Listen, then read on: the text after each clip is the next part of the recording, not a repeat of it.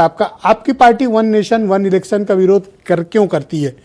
पैसा नहीं है इसलिए विरोध कर रहे हो, या कम है इसलिए विरोध कर रहे हो, या ज्यादा मिल जाए पैसा आप बीजेपी के बराबर तो आप हाँ कर दोगे? आपका क्या एजेंडा है? देखिए, पैसा तो नहीं है और बीजेपी की इतना पैसा चाहिए भी नहीं। चुनाव में मितव्ययिता से काम चलाया जा सकता है, बशर्ते कि चुनाव सही तरीके से संचालन हो और आचार कोड ऑफ कंडक्ट का जो है चुनाव आचार संहिता का पालन सब करे। वैसे मोदी जी तो वाकई बहुत पालन करते हैं। जब भी चुनाव होता है, जिस राज्य में दूसरे राज्य में जाकर के मंदिरों में कभी चले जाएंगे, कभी गुफा में चले जाएंगे, कभी दूसरी जगह रैलियां करेंगे, कभी घोषणाएं करेंगे, तो चुनाव आचार संहिता का वाकई बहुत पालन करते हैं। छोड़िए उस बात को, सच है कि इस पूरे प्रक्रिया में वन नेशन वन इलेक्शन का जो मुख्य तौर पे संवैधानिक ढांचा है, उस पर एक बड़ा कहीं ना कहीं संघवाद पर एक प्रश्न वाली बात है।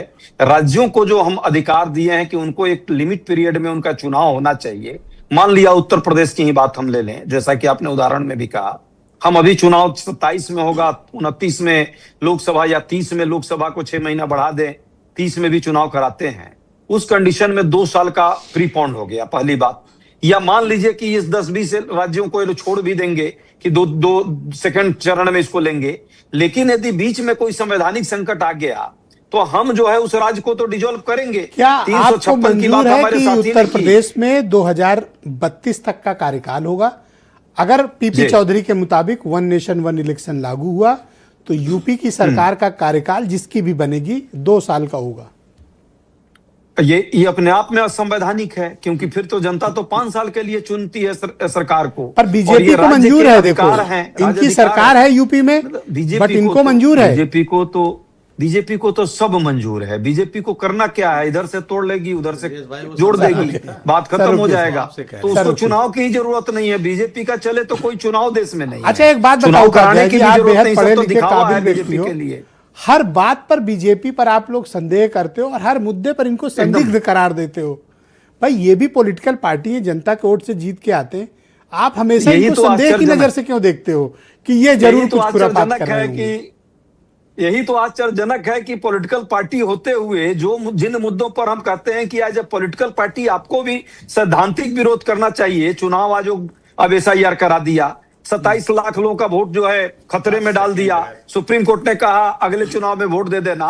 और मुझे 1-2 जायज वजह आप बताते तो मुझे पसंद आता। आपने कोई दिक्कत नहीं, कोई जेन्युइन रीजन बताइए कि आपको वन नेशन वन इलेक्शन क्यों नहीं पसंद है? इसमें संघवाद की परिकल्पना जो है, संविधान की जो परिकल्पना है, उस पर प्रश्न है। और जिन राज्यों में संवैधानिक संकट उत्पन्न होगा उसका कैसे निदान करेंगे, बहुत महत्वपूर्ण है। इसलिए बहस कीजिए, डिस्कशन कीजिए, डिबेट कीजिए, जनता के बीच मुद्दों को ले जाइए और एक आम सहमति यदि ऐसा करना है तो पहले बनाइए। देखिए, अगर ज्वाइंट पार्लियामेंट्री कमेटी संकट में आएगा वहां पत्रकारों को बुलाती, मुझे बुलाती, तो ये डिबेट जो आपके साथ कर रहा हूं, मैं अपना माइक ले जाके वहीं गाड़ देता ताज होटल में कि आओ 29 आप हैं, इधर मैं हूं, यही डिबेट कर लेते हैं और इस डिबेट का लाइव प्रसारण करते हैं और जनता से कहते हैं वोट करो इस पे, और आज तय हो जाए कि ये होगा कि नहीं होगा। एकदम सही बात आप कह रहे हैं, एकदम आपकी बात से सहमत है। जन जागरूकता की बहुत शुक्रिया होगा। अरे जब संसद चलेगी तो लाइव प्रसारण तभी भाग जाएंगे। नहीं